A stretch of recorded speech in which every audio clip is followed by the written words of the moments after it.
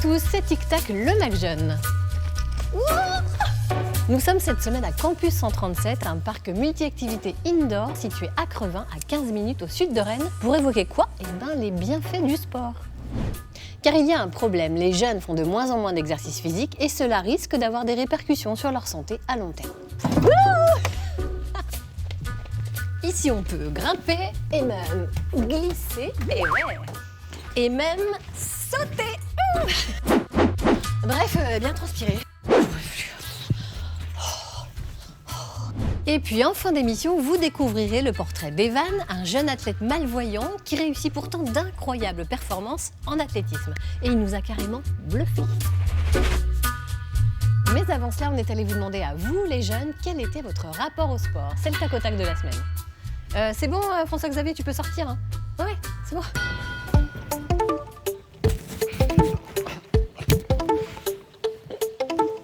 Pour moi, le sport, ça représente une activité physique qui te libère l'esprit. Je fais des jeux de raquettes, je fais de l'endurance, je fais du roller. Moi, je fais du hockey sur glace et du foot. Pour moi, le sport, ça représente la joie parce que tu peux retrouver des copains quand tu fais du sport. Pour aller à l'école, je vais tous les jours à pied et je cours aussi des fois. C'est mieux et aussi c'est pareil, je peux dépenser mon énergie. De ne pas faire du sport, ça a des conséquences sur ta santé. Tu peux avoir peut-être des problèmes de respiration, par exemple. Quand on regarde trop les écrans, on peut rester souvent devant et nos muscles ils peuvent fondre. C'est mieux de faire des balades que de regarder la télé. Ces jeunes-là, en tout cas, ils ont l'air bien dans leur basket et ils les utilisent. Mais quand ça n'est pas le cas, quelles sont les conséquences sur leur santé? Eh bien, on vous dit tout dans le Data Brace de cette semaine, raconté par Alfred. C'est à toi, Alfred. Allez, on va. Tablette, télévision, portable, jeux vidéo, les jeunes de 9 à 16 ans passent en moyenne 2 heures par jour sur les écrans et de ce fait, ont trop tendance à rester assis selon la Fédération française de cardiologie. Et cela a des conséquences sur leur santé. Une récente étude a démontré qu'en 50 ans, les enfants ont perdu 25% de leur capacité cardiovasculaire. Très concrètement, ils courent moins vite et moins longtemps qu'avant. Vous vous rendez compte? En 1971, un enfant courait en moyenne 800 mètres en 3 minutes. Aujourd'hui, pour parcourir cette même distance, il met 1 minute de plus.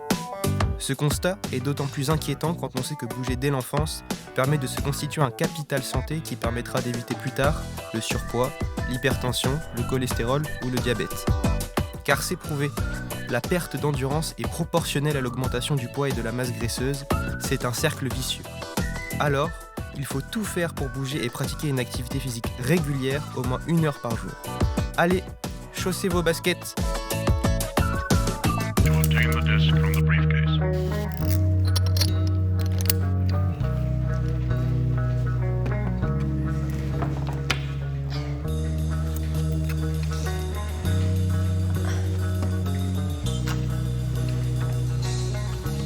Vous allez maintenant faire la connaissance d'un jeune virtuose de l'athlétisme. Evan est malvoyant et malgré tout, il est champion d'Europe sur 400 mètres.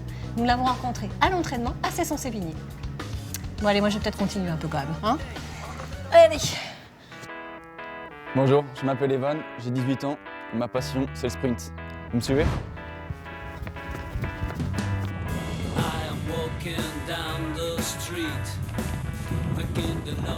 En fait, à l'âge de 14 ans, j'ai commencé à avoir une tache sur l'œil au niveau de la vision. Au bout de quelques mois, là j'ai perdu complètement la vue, je suis malvoyant du coup sévère.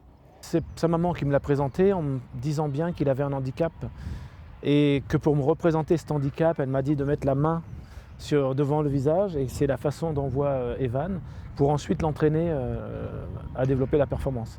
On fait les demi-squats et les squats by-hand. Ah oui. Donc c'est une attention un peu particulière parce qu'il faut se rappeler qu'il ne voit pas comme nous.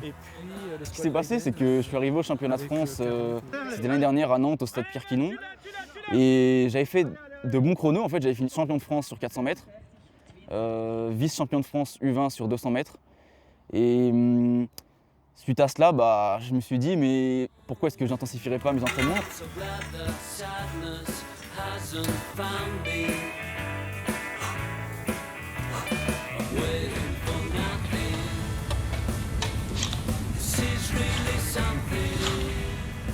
Là aujourd'hui je suis environ à 8 entraînements par semaine. En un peu moins d'1 an, sur 400 mètres, j'ai dû gagner 5 secondes en tout.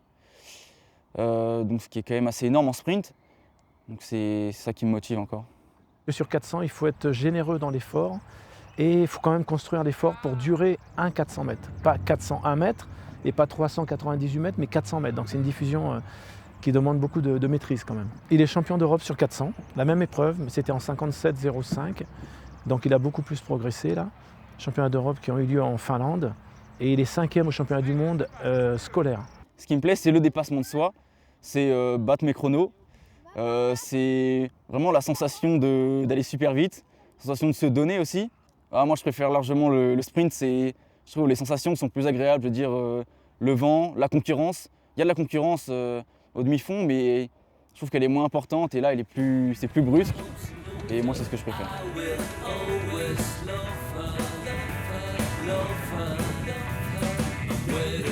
Alors mes objectifs, c'est évidemment les Jeux Olympiques. J'aimerais déjà y être et puis ensuite faire un bon chrono. Dans tous les cas, l'important c'est d'y être et puis vu mon jeune âge, je pense que de faire de meilleurs chronos dans les années à venir. Et voilà, TikTok, c'est fini pour cette semaine. On se retrouve la semaine prochaine pour un nouveau numéro. Allez, moi, en tout cas, je peux bien vous l'avouer maintenant, le sport, ça n'a jamais été trop mon truc. Mais alors, par contre, les Lego, alors là, c'est le kiff.